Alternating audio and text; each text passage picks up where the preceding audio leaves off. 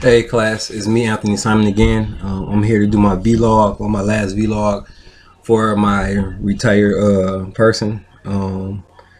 Happy Thanksgiving everyone. Hope y'all ate good today. But here we go. I have a special guest. Can you give me your name? Hi, my name is Leslie Liverette, And can you give me your occupation? and I was a caregiver for the elderly, and I would care for them, some of them privately, from the time that their families hired me until the death of the patient. And I also worked for a couple of companies doing the same thing. All right, thank you. Okay, so let's get to some interesting questions. All right, so Miss Leslie, the first question I have for you is to do with communication. As a caregiver, what was the best way to communicate with your patient? Well, first of all, if it was a patient that had a minimum amount of things that were going on with them, then you would just politely talk to them. You would listen. It is so very important to listen. And that's how we would handle it. That was from the basic.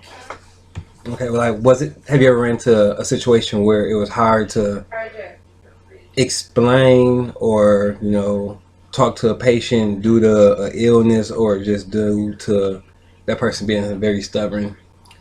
Both cases. And where we have, first of all, the stubborn people, and some of them are just very set in their ways, and they do not want anyone telling them what to do, suggesting what to do, or anything like that. So sometimes I know that people don't like to do it, but sometimes you just have to tippy toe and get your work done and just try to be as polite as you possibly can, but don't let anything go overboard. The other issue, if you have people that are with advanced illnesses, Hmm. is really, really difficult to communicate with them because they don't understand what you're saying. So, with some people, you can gently take their hand and walk them to where they need to be. There are so many responsibilities. Caring for the elderly is like caring for a newborn. You have to, especially if they have the advanced diseases, you have to do everything for them. And it, sometimes makes life difficult for their family members because some family members think that if you baby them, then, you're just giving in to the illness and they're never going to get better. Well, some patients are just not going to get better. You're Yeah. there for the hospice point of view. You're there to care for them and make their life as comfortable as possible until they die. Thank you, thank you. And I definitely agree with you when it comes to communication. A lot of people think that you're kind of like just giving in, but sometimes you actually do have to hold somebody's hand. It's not that you want to, but you have to, because, like you say, we know the truth. People always have kind of like in their set mind, like, okay, that person will get better. It will get better, but you have to look at the actual facts and the reality part of it. Exactly. This disease has a 95% like chance that it will kill you. So Yes. it's always good just to look at it from the outside looking in to kind of like give you a better view of it. So, okay. My next question for communication was it ever hard to communicate with a patient? And what did you do to make it easier in the future? Well, sometimes you get a patient um, that is in a dementia or Alzheimer's state of mind, and these are, I'm speaking totally from firsthand experiences. I had a woman at one time; she would have nightmares in the middle of the night, and I prayed a lot for her, and because she thought that we were all trying to attack her. So she would throw things at us, and she would, it was difficult. Sometimes we had to have more than one person there because you have to be accountable for the things that are taking place in this person's house. Yes. And when she starts throwing glass and throwing shoes and throwing other dangerous items around the house, you have to be able to call a family member quickly, and you have to be able to try to. Every situation is different. You have to try to figure out what you've learned from that man or woman, um, that came up to that situation. You have to learn little code words to calm them down. You have to learn that person's personality, and if there's more than one, you have to learn that one too, in order to be ready for when she freaks out, she or he freaks out. And you can do something as easily as saying, "Did you eat breakfast this morning?" And then that takes them, when you distract them to a different Right. area of thinking, that works. And sometimes it doesn't work, but for the most part, it works. When it's really, really bad, then you have to get your boss involved, because the patient can get hurt, Yes. or you might run into a caregiver that is, a fresh caregiver that's feeling threatened, and so you have to get your employer involved in this. If you're doing it privately, call the family, but if you're doing it for a company, definitely call your boss and try to disarm whatever's going on in the person's head. Okay. That's great advice for anybody that's actually going into the healthcare field business. Hmm. Just take heed, just because it's not easy, but it's one of them jobs that you have to have a big heart. Don't go in it for the money. Actually, go into it for the love of it, the love of helping people.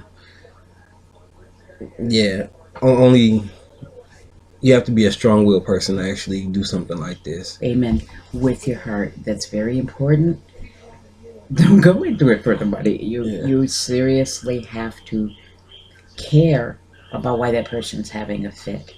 And then on the other hand, you can get a person that's just a total butterfly, just super peachy, wonderful. I mean, I've worked with all of them, and I thank God that I have had this opportunity. But I have worked with nice, and then I've worked with not so nice, and it really, really helps the situation if you're coming from the "what can I do for you" point of view. Okay, thank you. You're welcome. Okay, the next topic we're going to talk about is culture. And I think by far, like, this is like one of the best topics right here to talk about when you're talking about anything in the healthcare, the health field period. Just for the simple fact that there are so many different cultures out here, and you kind of have to know a little bit about each one. Like I took a class where some cultures don't like for a woman to take care of them, Right. or they don't like they don't think it's right that a woman should come in their house and not be covered. They should always have everything covered except their eyes. So it's different cultures like that. So one of the biggest questions for me is, have you ever dealt with somebody or had a patient or someone that was a different culture, and if you did, what was like the biggest change for you to actually deal with that person? Biggest one I ever had was, I was caring for an Armenian patient, and I knew not one word, not one word of how to communicate with her. She knew yes and no, but that's all she knew in English, and I just had to wing it. And her family was constantly coming to visit. Such a sweet woman, and they were constantly coming to visit her. My job was to change her diapers, make sure she stayed dry, feed her, give her medicines at the correct time. I used a lot of body language, and thank God she understood. She understood from her family members. They explained to her why I was there and that I had to be there. And basically, you're listening to the way that the family, there was a lot of family, and you're listening to the way that the family communicates with her, and you pick up a couple of words, and that's important. You do have to pay attention. Yes. And I've been in a lot of different cultural backgrounds, and Egyptian and Armenian, Mexican. And I have really been around the world as far as caregiving is concerned. And I was able to, all the way to her death, I was able to be there for her, keep her clean, and try to communicate in with body language and use what few words that I learned. But I do think it's important that when the family members come in, you don't just go off to a little corner and hide. You're right out there firsthand, learning just a few key words that you know will help them out. Help them out. See, and that kind of like ties in with communication, and like you said, just your body language, because that always kind of like Hmm. a lot of people don't understand that, but body language is more or less like the universal code, like all the way around the world. Like if Right. you rub your stomach, okay, either your stomach hurt or you're hungry. Right. You Right. know, so it's like small things like that that actually helps y'all, which is super nice right there. Yes. Yes. My other question for culture is: have you ever came across a patient who had a problem with you because of your race? Yes. And if so, Yes. how did you feel about it, and how did you handle that situation? Well, I was caring for a man, and he was very nice. Very nice. He never said anything derogatory. His son, he was a whopper. He was very unkind. Said very rude remarks, racial rude remarks. It wasn't just me that he was directing them to, and there really is nothing you can do about it when it's coming from a very rude family member. He met me the last night that I was there. He met me down at the end of the driveway. It was a very steep driveway, and he met me at the end of the driveway, and he says, "You're not going in there." And I said, "But it is my job to start at 11 o'clock to care for your father." And he said, "I'll call the sheriff on you." And then he threatened to shoot me. And with that, you abruptly turn around, go to your car, and go home. Yes. I had another situation where sometimes you don't have to say it, but you know what's going on. And the person's action was literally, "I don't want you here." He was rude in that way. "I don't want you here, and I don't want you to touch me. I don't." But usually, if you're working for a company, they screen these families. They're supposed And to. yes, yeah. Well, so far, the companies that I have worked with, they screen them, and they're very thorough with making sure that they're trying to, if they run into a family that has issues with race, they try to match the family with a caregiver that is as close as possible to their race. It isn't fair, but I think that they're trying to protect not just the patient, but they're trying to protect the caregiver too. So thank God I have worked for people that have my best interest in Yes, mind. definitely agree with that.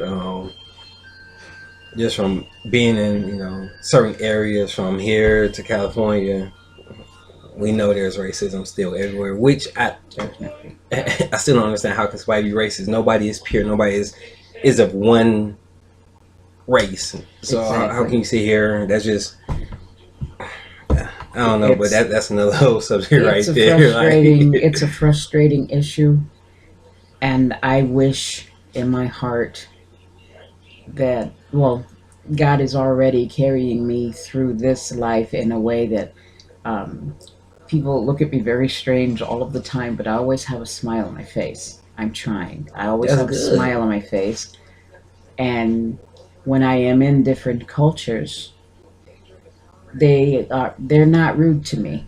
They are, I mean, so far so good. They're not, except for those couple of examples, but a major portion of the population, I keep wondering what they're looking at. But I'm always smiling, so it's probably what they're looking at is the smile. And That's I good. just try to just remain neutral in my walk and my talk, and I try not to. Um, I try to help people to understand that no matter what, I love you too, and I love you too. and hopefully the people understand that culture is not about color. Culture is just about you being born in that spot, and this is, people mine. They want to keep their spot, but they also need to be polite to others. So true, so true. And I have my last question. Is actually dealing with change. And this one is, it kind of like sums up everything from communication to culture. And it was, what is the biggest change you have noticed from when you started your job to within the last few years of doing it? From doing it, because you've been doing it for so long, like, and it could be good or it could be bad. Like, this, what is one of the major changes that you have noticed within your walk in that field? My realm of caregiving. Yes, ma'am. Biggest changes that I've noticed. I've been doing this for 30 years, and starting out with, um, I used to be a household assistant, and we would have a particular club here in Flint, Michigan, and the girls would, it was all girls, and it was about etiquette. And the girls would come to Hamady House, and each week we had a different school.